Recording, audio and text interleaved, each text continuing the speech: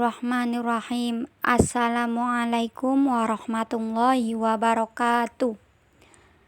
Sebelum melakukan pembelajaran pada hari ini, alangkah baiknya kita berdoa dulu. Berdoa mulai. A'udzu billahi minasyaitonir rajim. Bismillahirrahmanirrahim. Raditu billahi rabbah wa bil islami dinah wa bi muhammadin nabiyyan wa rasulah. Rabbi zidni ilma warzuqni fahma. Allahumma aftah lana hikmataka wansur alaina rahmatak min khazaini rahmatika ya arhamar rahimin. Amin. Sekarang buka bukunya. Materi hari ini yaitu mengenai sholat berjamaah. Pengertian di sini sholat berjamaah yaitu sholat yang dikerjakan secara bersama-sama sedikitnya 2 orang, yang di situ ada 1 imam dan makmum. Sholat berjamaah hukumnya sunnah muakkad. Apa Bu pengertian sunnah muakkad? Sunnah muakkad yaitu sunnah yang sangat dikuatkan dan sangat penting untuk dikerjakan. Sholat berjamaah apabila tidak ada halangan yang penting sebaiknya jangan ditinggalkan.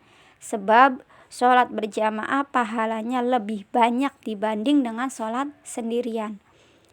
Sholat berjamaah itu derajatnya atau pahalanya lebih banyak dibandingkan dengan sholat sendirian. Hadis mengatakan sholatul jamaati tafdolu ala sholatil fardhi bisab'i wa 'asyrina darajah, yang artinya sholat berjamaah itu keutamaannya melebihi daripada sholat dengan 27 derajat. Hadis riwayat Bukhari, yang artinya sholat berjamaah itu pahalanya banyak,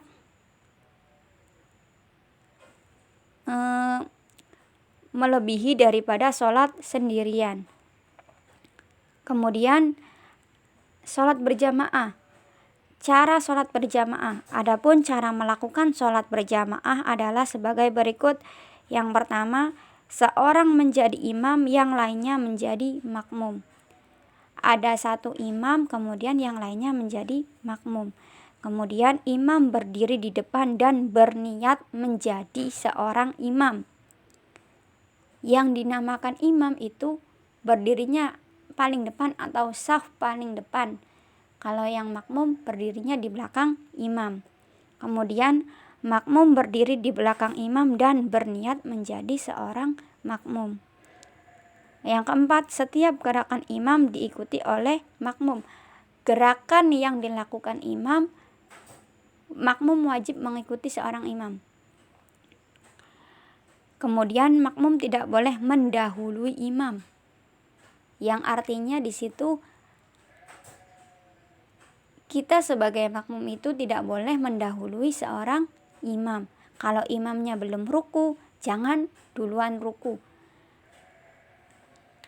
Kemudian yang keenam, imam dan makmum harus berada di satu tempat.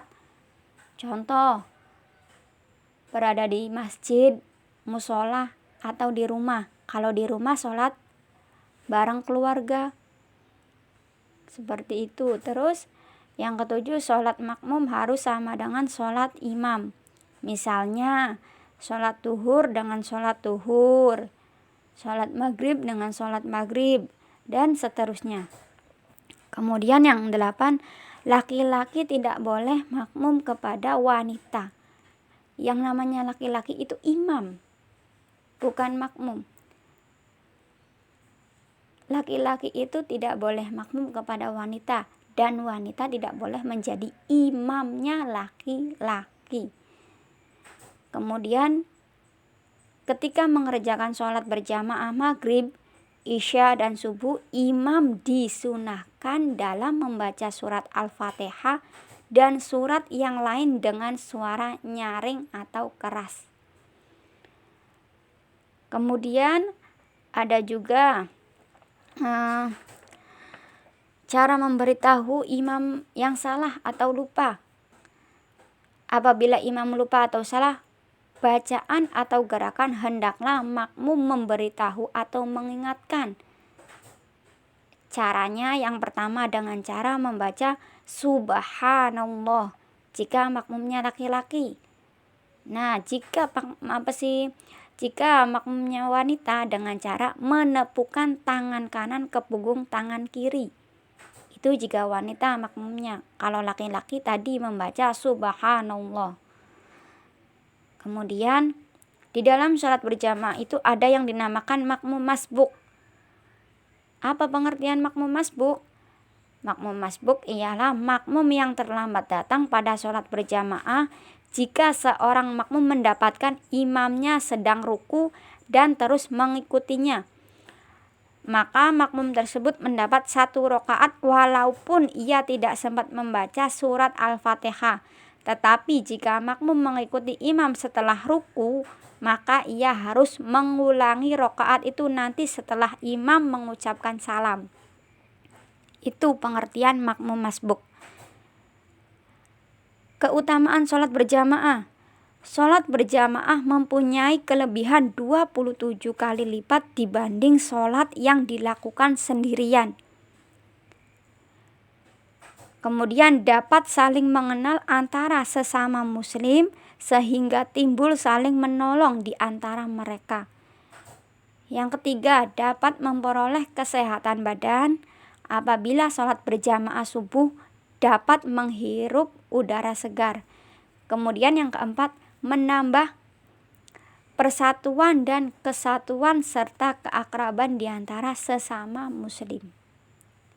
Hitung-hitung bersilaturahmi, disiplin waktu, yaitu dapat menggunakan waktu sebaik-baiknya.